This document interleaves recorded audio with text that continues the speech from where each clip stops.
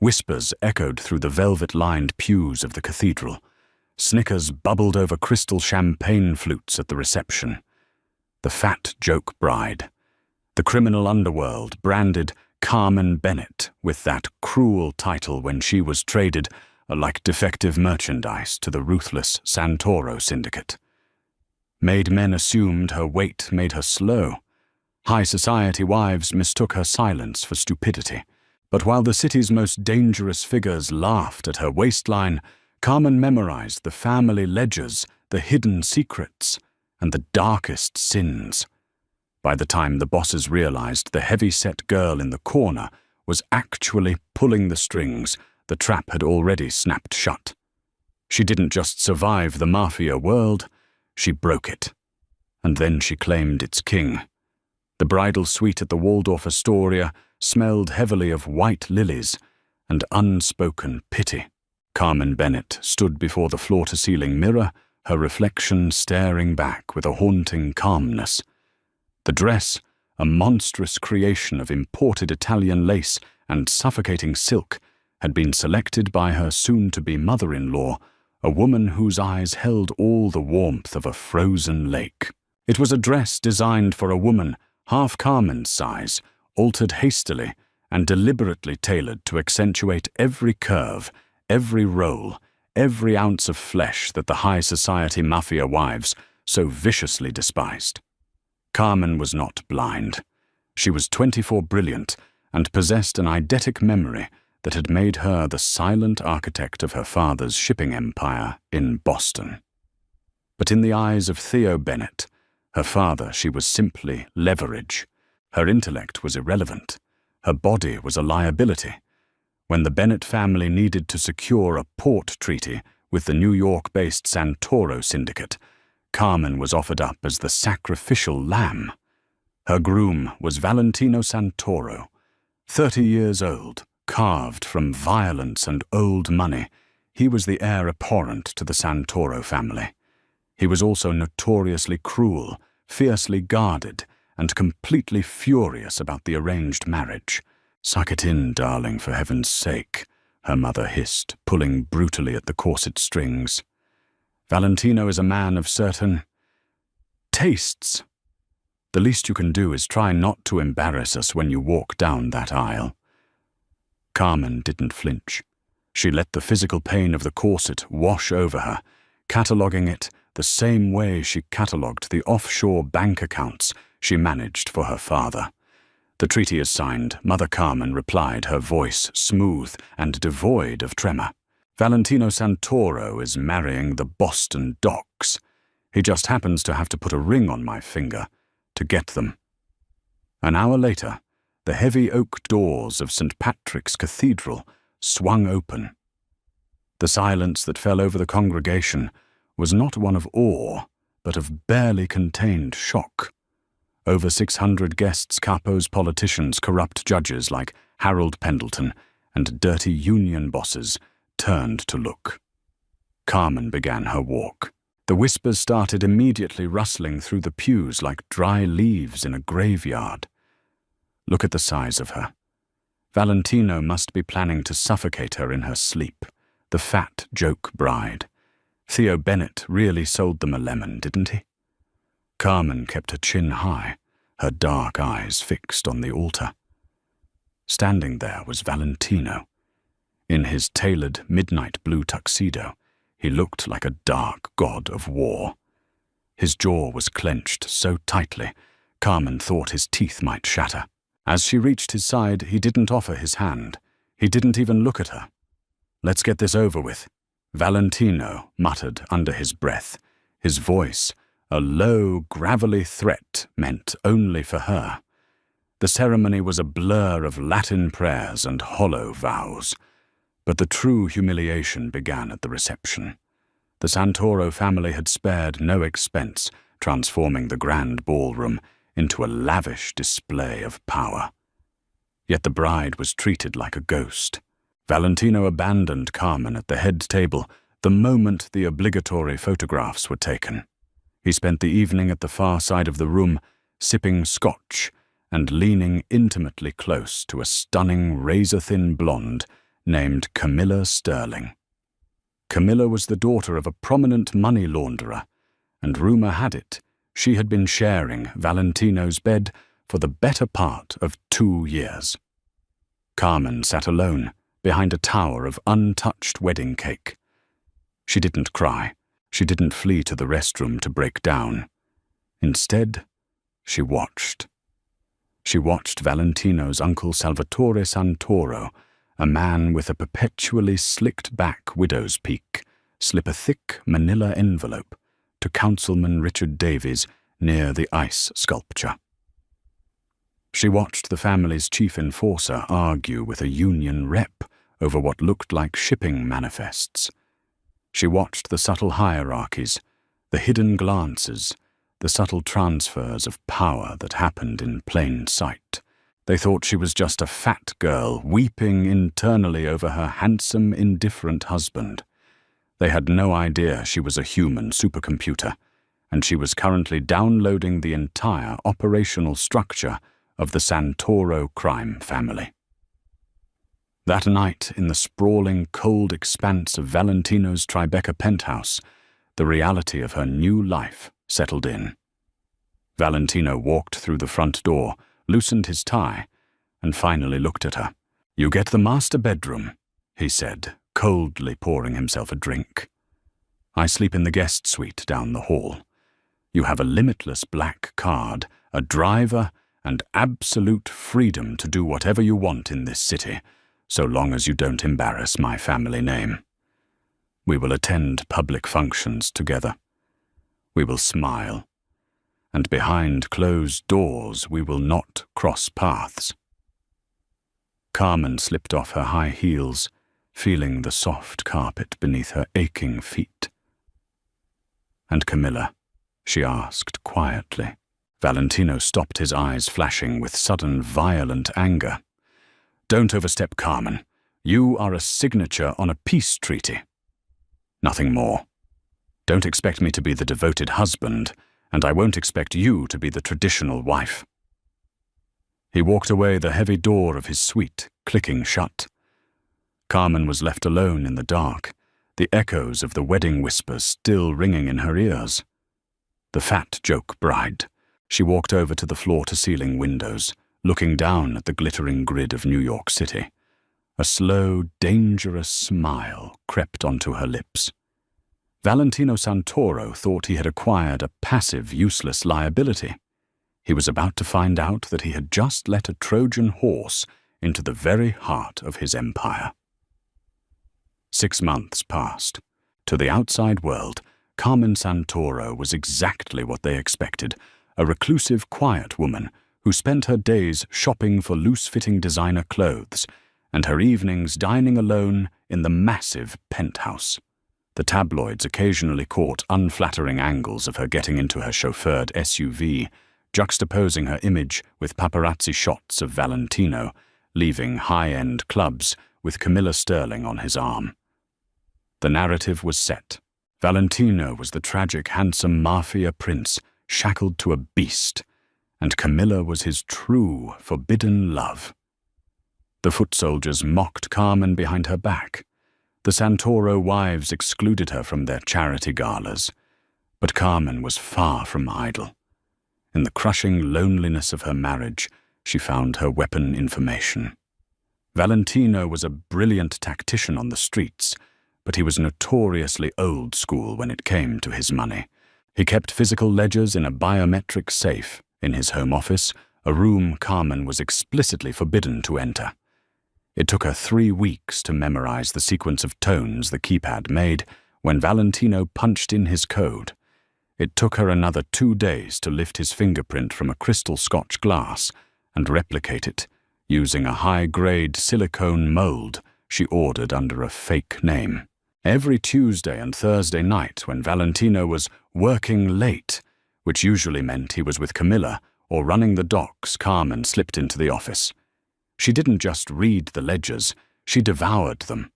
With her eidetic memory, she cross-referenced the Santoro family's legal front businesses with their illicit cash flows. Within 2 months, Carmen spotted a massive bleeding anomaly. Millions of dollars were being systematically siphoned from the Santoro construction unions.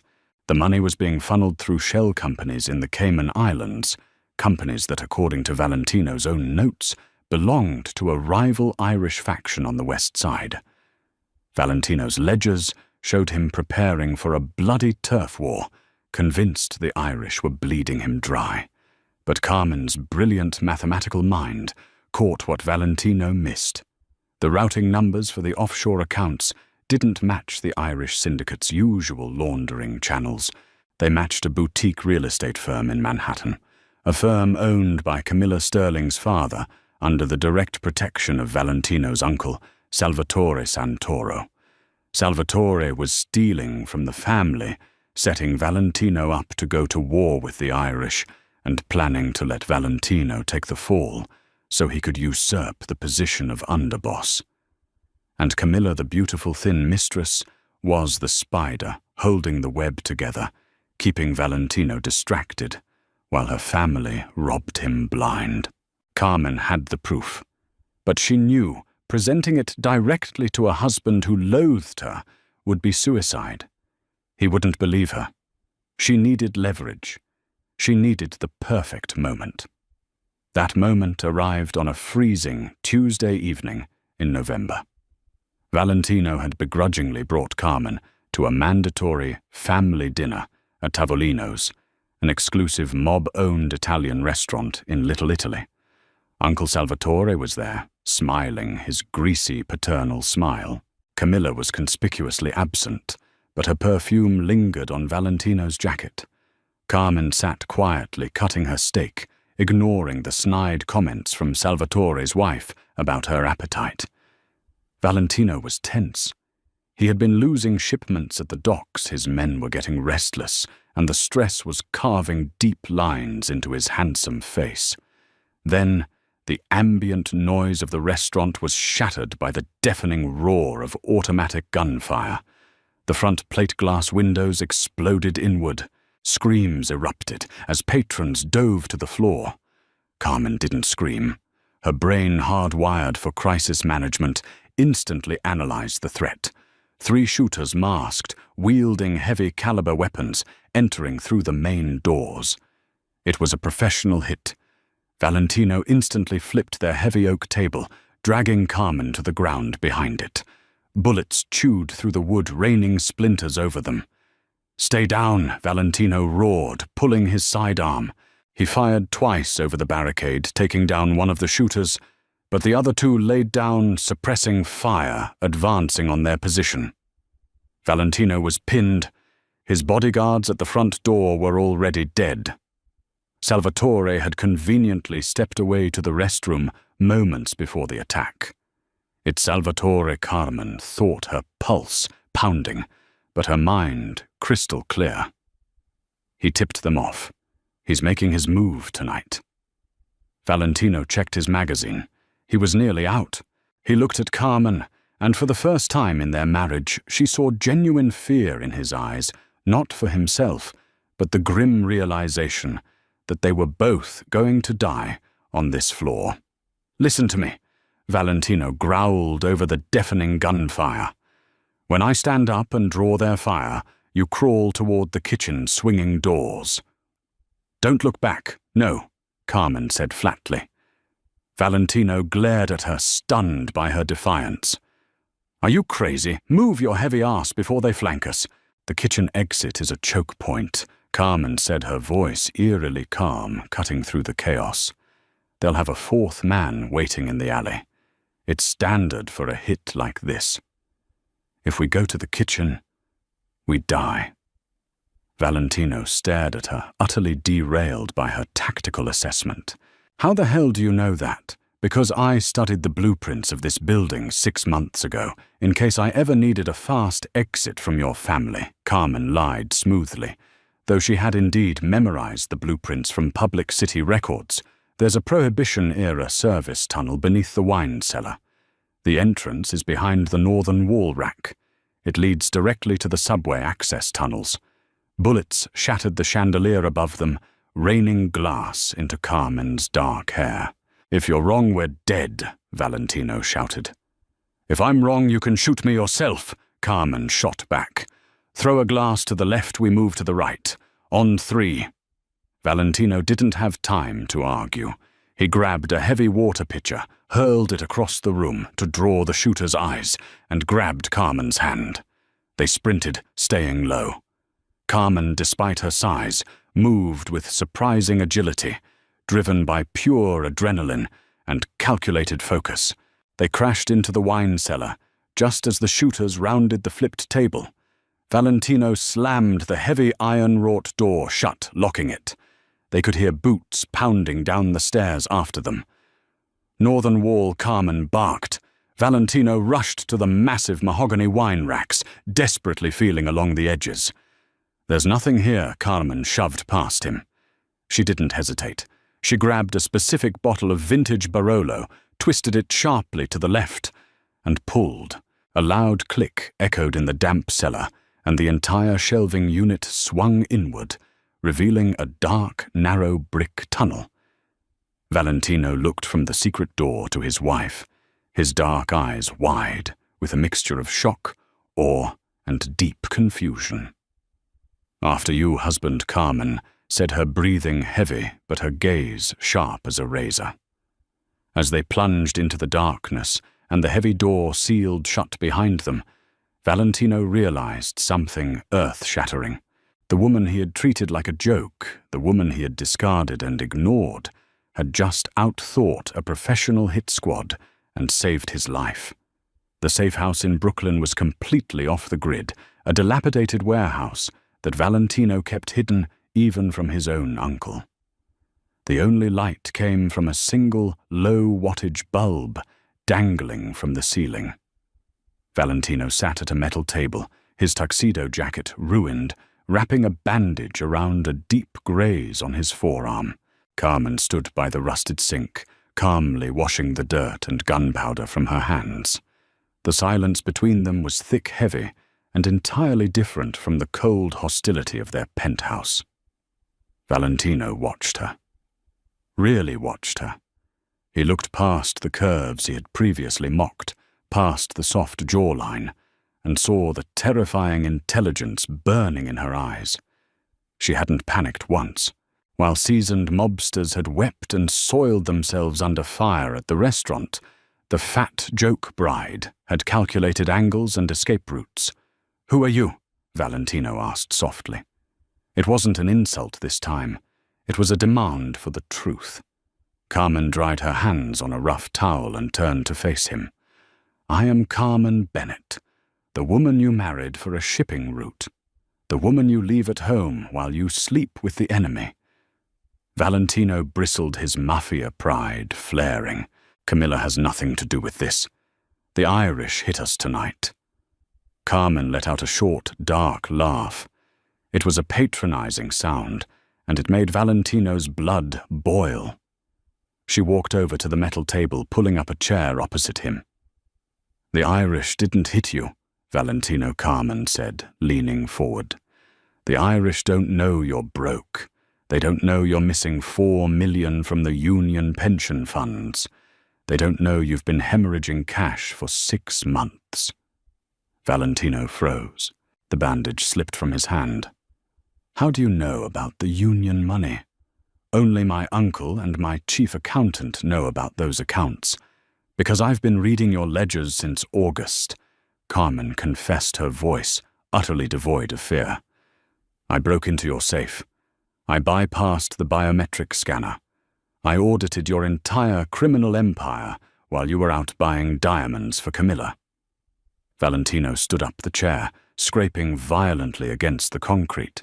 His hand instinctively went to his gun, his mafia paranoia overriding his shock.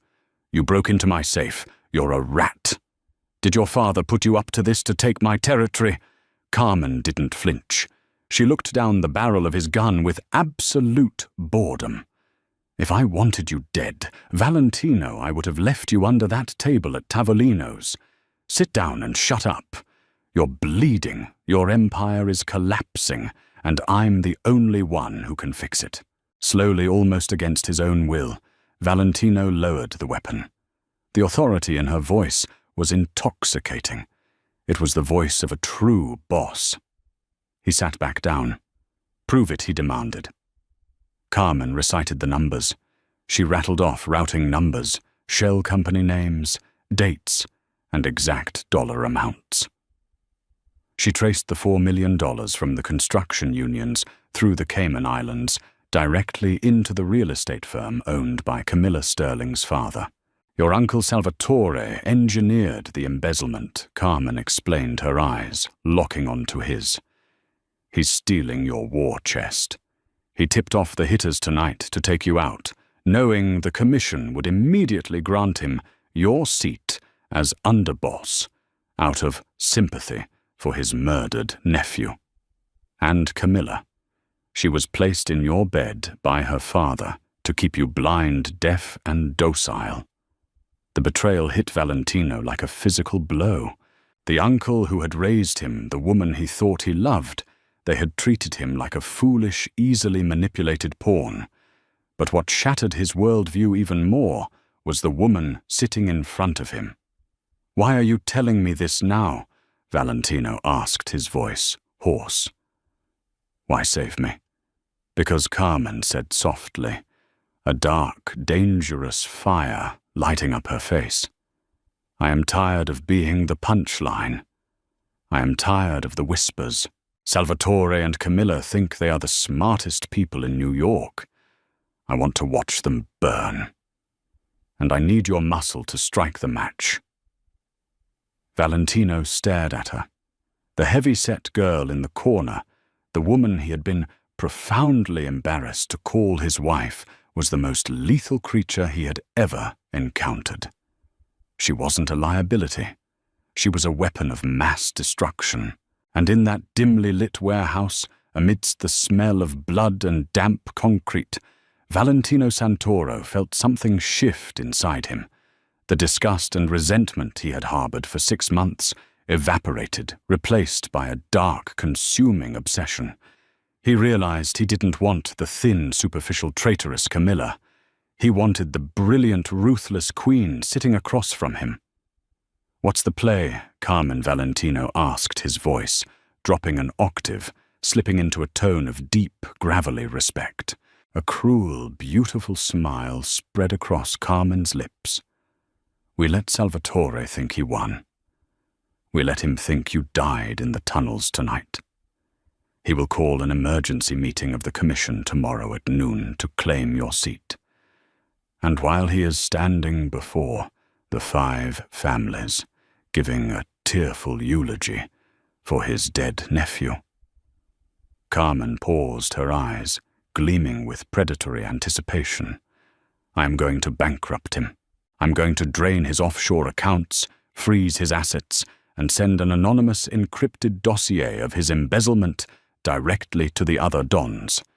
By the time you walk through those doors, very much alive, Salvatore won't just be a traitor. He will be a broke, powerless liability to the entire commission." Valentino felt a shiver run down his spine. It was a masterful, flawless strategy. It was bloodless, yet infinitely more devastating than a bullet. He leaned across the table, his face mere inches from hers. For the first time, he noticed the faint scent of vanilla and gunpowder on her skin. He noticed the sharp intelligence in her dark eyes. And Camilla Valentino whispered. "Leave Camilla to me," Carmen replied smoothly. "I have a very specific lesson to teach her about underestimating the fat girl." Valentino reached out his blood-stained hand, gently cupping Carmen's jaw. She stiffened, unused to his touch, but didn't pull away. "They called you a joke," Valentino murmured, his thumb brushing against her cheek, his eyes dark with a sudden violent possessiveness. "They have no idea. You're the deadliest secret in this city, Mia Regina, my queen. The alliance was struck in the shadows. The underboss and his unseen queen. Tomorrow the Santoro family would be purged in fire, and the underworld would finally learn the terrifying truth about Carmen Bennett. The punchline was over. The rain had begun, The private dining room of the Columbus Citizens Foundation on the Upper East Side was practically vibrating with tension. This was hallowed ground for the 5 families of New York, a place where blood feuds were settled over imported truffles and aged Barolo. Today the mood was distinctly mournful, though the grief was as cheap as a counterfeit Rolex. At the head of the heavy mahogany table sat Don Leonardo, the aging, undisputed head of the commission. Surrounding him were the heads of the other families, their faces carved from stone.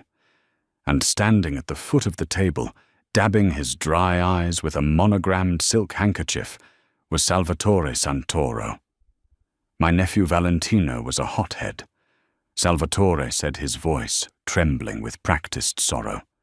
He was young, reckless, and he let the Irish bait him into a war we weren't prepared for. Last night at Tavolino's, he paid the ultimate price for his arrogance, his body. Well, the fire in the tunnels left nothing to recover. But the Santoro family cannot show weakness. We must stabilize the ports. With a heavy heart, I ask the Commission to formally recognize my succession as boss. Don Leonardo slowly steepled his fingers, the heavy gold of his pinky ring catching the low light. A tragic loss, Sal. Valentino was a capable earner. If what you say is true, we must maintain order. Does anyone here dispute Salvatore's claim to the Santoro throne? Silence hung in the air. Salvatore lowered his handkerchief, a microscopic smirk playing at the corner of his lips. He had done it. He had outsmarted them all. I have a minor dispute, Leonardo. The voice came from the back of the room, cutting through the silence like a gunshot. The heavy oak doors had been opened without a sound. Standing in the threshold, flanked by 2 fiercely loyal capos who had vanished with him the night before, was Valentino Santoro. He wasn't dead. He wasn't even limping. He wore a sharp charcoal Brioni suit, his jaw set in a line of pure, unadulterated violence. The graze on his arm was hidden beneath the expensive wool, and his dark eyes were locked onto his uncle with the intensity of a predator who had finally cornered its prey. The room erupted. Don stood up, reaching into their jackets. Salvatore stumbled backward, his face draining of all color, looking as though he had just seen a ghost crawl out of an open grave. Valentino Salvatore stammered, his voice cracking. "My God, you survived the ambush. Drop the act." Sal Valentino growled, striding toward the table. The armed guards in the room looked to Don Leonardo, who raised a single hand, demanding order.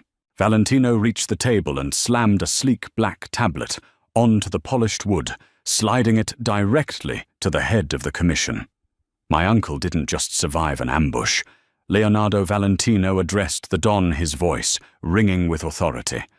He ordered it. He sold out his own blood to steal the family's war chest. Lies. Salvatore shrieked panic, finally cracking his polished veneer. The boy is paranoid. The Irish hit him. Valentino ignored him. He tapped the screen of the tablet. At 8 o'clock this morning, a dossier was sent to all of your private servers. What you are looking at right now is the financial autopsy of Salvatore Santoro. He has been siphoning millions from our construction unions, funneling it through Cayman shell companies, and washing it through a real estate firm owned by Victor Sterling. Don Leonardo put on his reading glasses, scrolling through the impeccably organized digital ledgers. Carmen had not just provided numbers, she had provided an airtight, mathematically flawless narrative of treason. It was beautiful. It was damning. "These documents could be forged," Salvatore yelled, sweating profusely. "He's trying to usurp me. Check my accounts, I am a loyal earner." Valentino smiled a cold, terrifying expression. "Go ahead, Sal. Check your accounts. Check the offshore ones in Geneva. Check the shell corporations in Panama. Check the slush fund you keep at Chase under your wife's maiden name." Salvatore yanked his phone from his breast pocket. His hand shook violently as he opened his encrypted banking applications. The biometric scanner read his face. The loading wheel spun, and then the screen populated. $0. He switched to the Swiss account. 0 Swiss francs. Salvatore stopped breathing. His knees buckled slightly. Every single dime he had stolen, every asset he had hidden, every penny of his legitimate wealth, it was all gone. Wiped clean. Vaporized into the digital ether. How Salvatore whispered, looking at his phone as if it were a bomb. The encryption, the routing numbers. It's impossible. You thought I was just muscle? Uncle Valentino said smoothly, stepping into Salvatore's personal space. You thought you were the only one playing chess. But while you were busy trying to put me in a box, I had an auditor tearing your life apart, down to the copper wiring. Don Leonardo took off his glasses and dropped them onto the tablet. In the Mafia, stealing from the family was a death sentence. But being foolish enough to get caught, bankrupt, and exposed in front of the entire commission, that was a humiliation worse than death. Salvatore Don Leonardo said, his voice dropping to a terrifying, raspy whisper. You are broke. You are a traitor. And you have brought disgrace to this table. You have no seat here. Salvatore fell to his knees. Leonardo, please, Valentino, I raised you. Valentino looked down at the man who had ordered his execution. He felt no pity. He only felt the lingering, intoxicating genius of his wife. Carmen had orchestrated this execution without shedding a single drop of blood. Yet she had completely destroyed a man's soul. Take him to the Brooklyn Navy Yard. Valentino commanded his capos, turning his back on his uncle's sobbing form. And make sure he understands exactly why he's going into the water. As Salvatore was dragged screaming from the room, Don Leonardo poured a glass of Patek Philippe vintage scotch and pushed it across the table toward Valentino. It seems the Santoro family is under new, much smarter management, Leonardo noted, raising his own glass. Who broke his encryptions, Valentino? That level of financial warfare, that requires a ghost. Valentino took the glass. A genuine, dangerous smile touched his lips as he thought of the heavy-set woman sitting in his penthouse, currently holding the strings to a multi-million-dollar empire. Let's just say, Valentino replied, downing the scotch I married well. While Valentino was claiming his throne among the 5 families, Carmen Bennett was tying up the final loose end. The penthouse suite at the Baccarat Hotel and Residences was a monument to new money and bad taste. Mirrored walls, excessive crystal chandeliers, and white leather furniture dominated the space. It was the private sanctuary of Camilla Sterling, paid for entirely by the embezzled Santoro funds. Camilla was sitting on a plush velvet sofa, wearing a silk robe, sipping a mimosa, and scrolling through Instagram. She was waiting for Salvatore to call her with the good news. Valentino was supposed to be dead. Salvatore was supposed to be the new boss, and Camilla was supposed to inherit the role of the city's undisputed mafia princess. The heavy oak doors of the penthouse didn't just open, they were smoothly unlocked by the electronic master key. Camilla looked up, an annoyed scowl twisting her perfectly contoured face. I told housekeeping to come back, and she froze. Stepping into her pristine white living room was Carmen. She wasn't wearing the baggy apologetic clothing she usually hid in. Carmen wore a sharply tailored, dark emerald trench coat that commanded attention, a pair of black leather gloves, and an expression of absolute terrifying serenity. Camilla blinked, her shock quickly morphing into cruel amusement. She laughed, a high, mocking sound. Well, if it isn't the grieving widow. Did you get lost on the way to the bakery, Carmen? Or did you come here to cry to me about how Vinny finally got what was coming to him? Carmen didn't rise to the bait. She walked slowly across the room, her heels clicking methodically on the imported marble floor.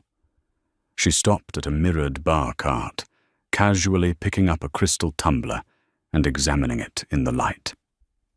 "You have terrible taste in decor," Camilla Carmen said calmly. "Too much glass.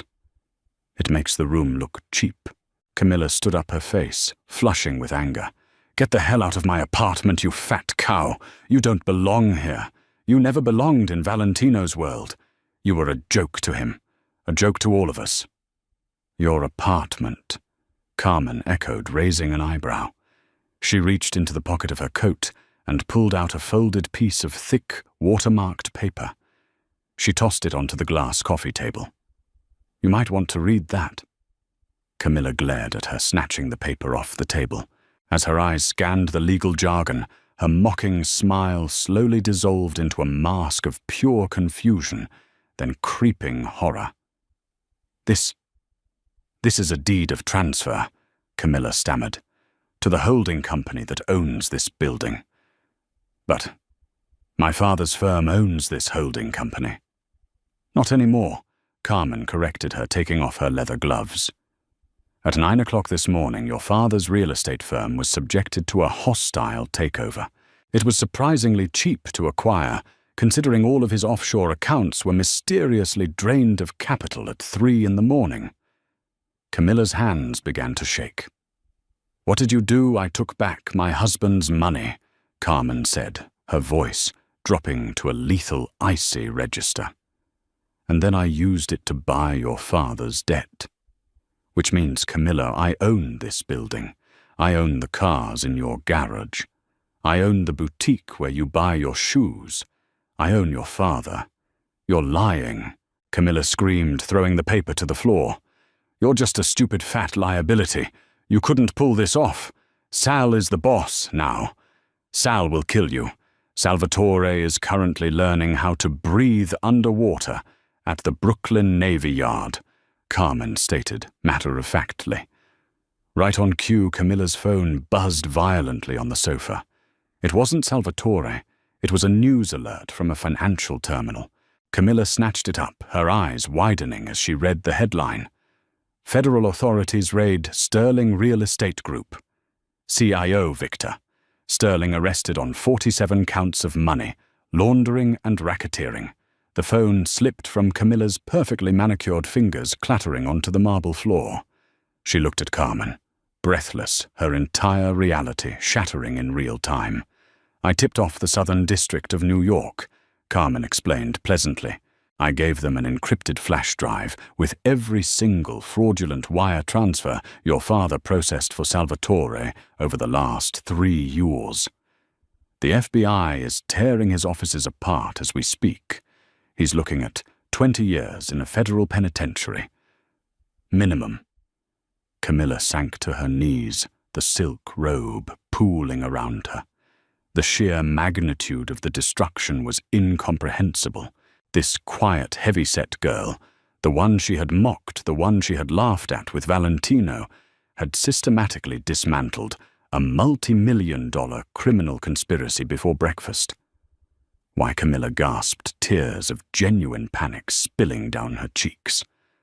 "Why are you doing this?" Carmen stepped closer, looking down at the beautiful broken woman at her feet. "Because you made the fatal mistake of thinking weight equates to weakness. You thought because I took up space, I was slow, but I was just watching you, all of you, memorizing your flaws." Suddenly the penthouse doors opened again. Valentino walked in, flanked by his men. He looked immaculate, powerful, and utterly terrifying. Camilla let out a sob of relief. She scrambled to her feet and ran toward him. "Vinny, oh God, Vinny, you're alive. Sal lied to me. And this crazy bitch, she's framing my father. She's trying to ruin us. Tell her, Vinny. Tell her to stop. Camilla reached out to grab Valentino's lapels, expecting the man who had shared her bed to protect her. Valentino didn't even blink. He reached out, grabbed Camilla by the throat, and shoved her violently backward. Camilla crashed into the glass coffee table, shattering it, crying out in pain and shock. Valentino didn't look at Camilla. His dark, obsessive gaze bypassed the thin, crying mistress entirely and locked onto Carmen. He walked past the wreckage of the table, stepping right over Camilla, until he stood before his wife. To Camilla's absolute horror, Valentino Santoro, the most ruthless, unyielding man in the New York underworld, bowed his head slightly, reaching out to gently take Carmen's hand. "It's done," Valentino murmured, his voice thick with a reverence he had never shown to another human being. "The commission is ours. Salvatore is gone. You were flawless." Carmen looked at her husband, seeing the raw, predatory loyalty burning in his eyes. She squeezed his hand. "And the sterling problem?" Valentino finally glanced down at Camilla, who was sobbing amidst the broken glass, clutching her bruised shoulder. His eyes held nothing but disgust. "She's nothing," Valentino said coldly. "A parasite. Throw her out on the street. Let her watch her father rot in federal prison from a soup kitchen line." Valentino turned back to Carmen, pulling her firmly against his chest. He kissed her forehead, a public, undeniable declaration of his allegiance. "Come home," Regina Valentino said softly. "Your throne is waiting." As Valentino and Carmen walked out of the penthouse, leaving the ruined, weeping Camilla behind, the message was permanently burned into the annals of the city's history. The Santoro family was no longer ruled by a king alone. It was ruled by a queen who operated in the shadows, a woman whose mind was a weapon sharper than any blade. The fat joke bride was dead. Carmen Santoro had arrived. The winter that followed Salvatore's execution was the coldest New York had seen in decades, but the Santoro syndicate was burning hotter than ever. The transition of power had been utterly merciless. With Carmen operating as the unseen architect, Valentino purged the ranks of anyone still loyal to his dead uncle. He didn't just take the throne, he cemented it with iron and blood. Yet the most profound change was inside the penthouse. The cold, sterile guest suite Valentino used to sleep in had been converted into Carmen's command center, lined with encrypted servers and high-resolution monitors. The master bedroom, once a lonely prison for a neglected bride, was now a sanctuary they shared. Valentino's obsession with Carmen had blossomed into a fierce, consuming devotion. He no longer saw the curves that the high society wives whispered about. He saw the physical embodiment of the woman who held his life, his empire, and his soul in the palm of her hand. But the underworld is a beast that never truly sleeps, and nature abhors a vacuum. While the five families had learned to fear the new Santoro regime, the Irish syndicate on the west side, the very people Salvatore had tried to frame, saw an opportunity. Their boss, Declan O'Rourke, was an old-school brute who believed power was measured exclusively in muscle mass and bullet casings.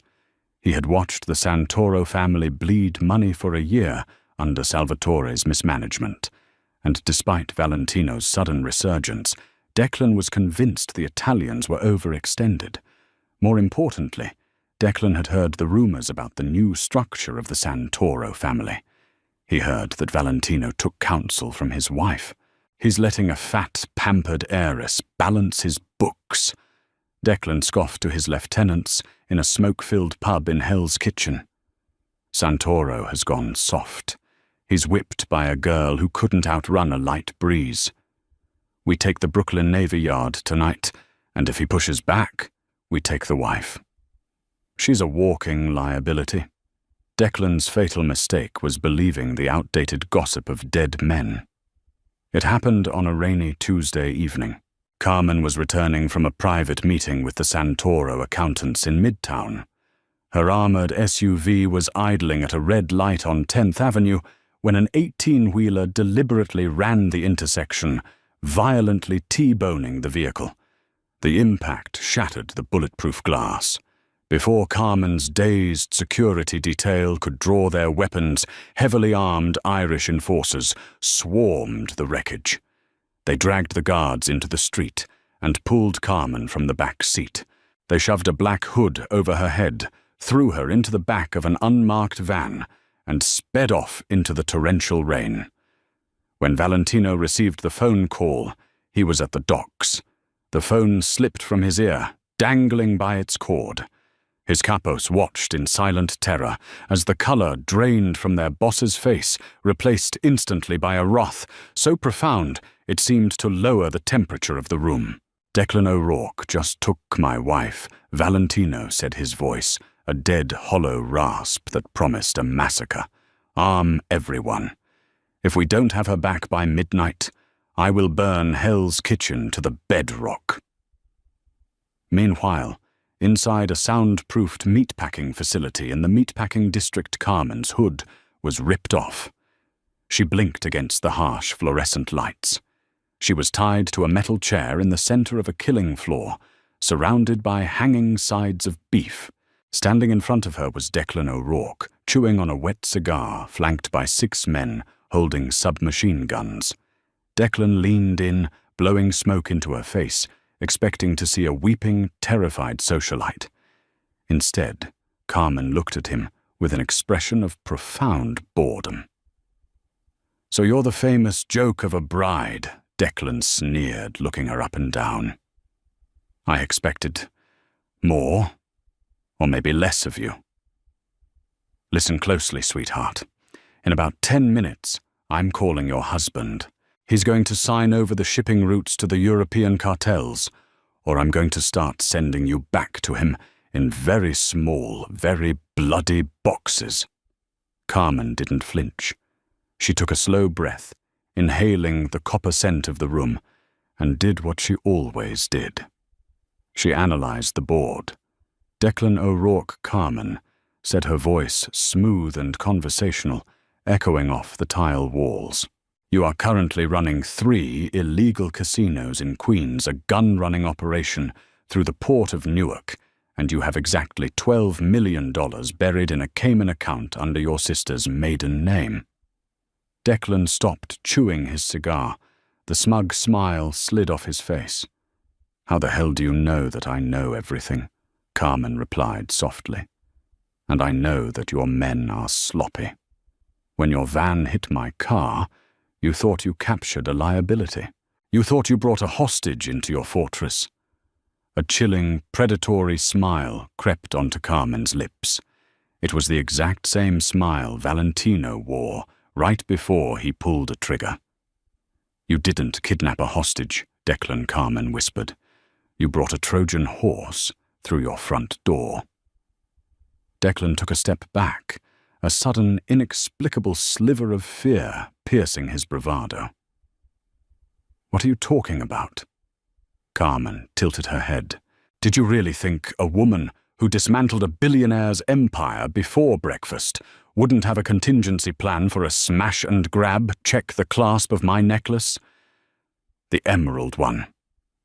Declan hesitated, then aggressively stepped forward, yanking the heavy emerald pendant from Carmen's neck. He flipped it over. Embedded in the silver casing was a blinking red micro-transponder. It wasn't just a GPS tracker. It was a military-grade localized signal jammer and beacon. It took my husband's men approximately 4 minutes to lock onto that frequency. Carmen checked the gold Rolex on her wrist. "Which means Valentino isn't waiting for your phone call, Declan. He's already here." Right on cue, the reinforced steel doors of the meatpacking facility blew off their hinges. The explosion sent Declan's men flying across the blood-stained floor. Smoke and debris filled the room, and through the haze stepped Valentino Santoro. He was flanked by 20 of his most lethal enforcers, carrying tactical shotguns and assault rifles. Valentino's eyes locked onto Carmen, tied to the chair. Seeing her restrained, seeing another man's hands on her, snapped the last remaining tether of his restraint. "Kill them all!" Valentino roared. The killing floor turned into an absolute slaughterhouse. The Irish syndicate soldiers didn't stand a chance against the highly trained, enraged Santoro hit squad. Gunfire deafened the room, shattering the hanging meat and turning the white tiles crimson. Declan, realizing he had been utterly outplayed, dropped his cigar and lunged for Carmen, pulling a serrated combat knife from his belt. If he was going down, he was taking the Queen with him. He didn't make it 2 steps. Valentino crossed the room with terrifying speed. He tackled the Irish boss, slamming him into the metal grating of the floor. Valentino didn't use a gun. He used his bare hands. He struck Declan with sickening, bone-crunching force, his fists driven by the pure, unadulterated terror of almost losing the woman he loved. "Valentino, stop." The voice was calm, authoritative, and sliced through the ringing silence that followed the gunfire. Valentino froze, his fist raised, dripping with Declan's blood. He looked up, his chest heaving, his eyes wild. Carmen had already freed herself from the zip ties, using a concealed ceramic blade she kept in the lining of her coat. She stood up, brushing a speck of dust from her skirt. She walked over to where Valentino knelt over the broken, gasping Irish boss. Declan looked up at Carmen through a swollen, bloody eye. He finally understood the rumors. He finally understood why the Santoro family was terrifying again. The monster wasn't just the man throwing the punches, it was the woman directing them. "You called me a joke," Carmen said softly, looking down at Declan. "Just like Salvatore did. Just like Camilla did. Let me explain the punchline to you." She reached into her coat pocket and pulled out her smartphone. She tapped the screen a few times, accessing the secure offshore banking interface she had built. "While you were busy giving your little villain speech, I was using the Wi-Fi in your building to bypass the firewall on your private server," Carmen explained, showing him the screen. "I just transferred the $12 million from your sister's Cayman account into a shell corporation owned by the Santoro family. Your life savings just paid for my ruined armored car. And as for your gun-running routes in Newark, I've already tipped off the ATF. They're raiding your warehouses right now." Declan let out a guttural, wet sob of total defeat. She hadn't just survived him. She had erased his entire legacy in 10 minutes. "Valentino, Carmen," said her voice devoid of mercy. "Finish it." Valentino didn't hesitate. He drew his sidearm and put a single bullet through Declan's head. The war was over before it even began. Valentino stood up, holstering his weapon. He looked around the ruined room, then back to his wife.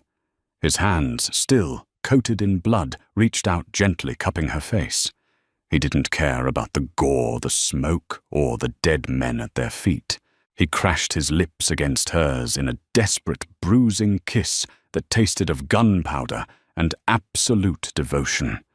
Carmen wrapped her arms around his neck, grounding him, pulling the beast back into the cage. "Are you hurt?" Valentino whispered, fiercely against her lips, his thumbs tracing her jawline. "Only my pride," Carmen murmured, leaning into his touch. "He ruined my favorite trench coat." Valentino let out a breathless, dark laugh, his forehead resting against hers. "I'll buy you 100 more. I'll buy you the whole damn city." 3 months later, the commission called another meeting at the Columbus Citizens Foundation. But this time, the seating arrangement was different. Don Leonardo sat at the head, looking older, tireder, and acutely aware of the shifting tides. When the heavy oak doors opened, Valentino Santoro walked in. But he did not walk to his seat alone. By his side walked Carmen. She wore a tailored crimson suit that clung to her curves, a magnificent diamond choker, and an expression of absolute, unchallenged sovereignty. For the first time in the history of the 5 families, a woman pulled out a chair at the main table. There were no whispers. There were no snickers. There was only the heavy, suffocating silence of total respect. The Dons of New York looked at the woman who had bankrupted Salvatore, exiled the Sterlings, and dismantled the Irish syndicate without firing a single shot herself. They looked at the heavy-set girl they had once called the Fat Joke Bride. Carmen folded her hands on the mahogany table, her dark eyes locking with Don Leonardo's. She smiled. "Gentlemen," Carmen said, her voice ringing clear as crystal. "Let's talk business." The joke was over. The Queen had taken the board, and the Mafia world would never be the same again. What a twisted, brilliant ride. Carmen Bennett proved that the most dangerous weapon in the room isn't the loudest gun, but the sharpest mind. She took every insult, every whisper, and every ounce of disrespect, and forged it into an empire, proving that true power doesn't come in a specific size.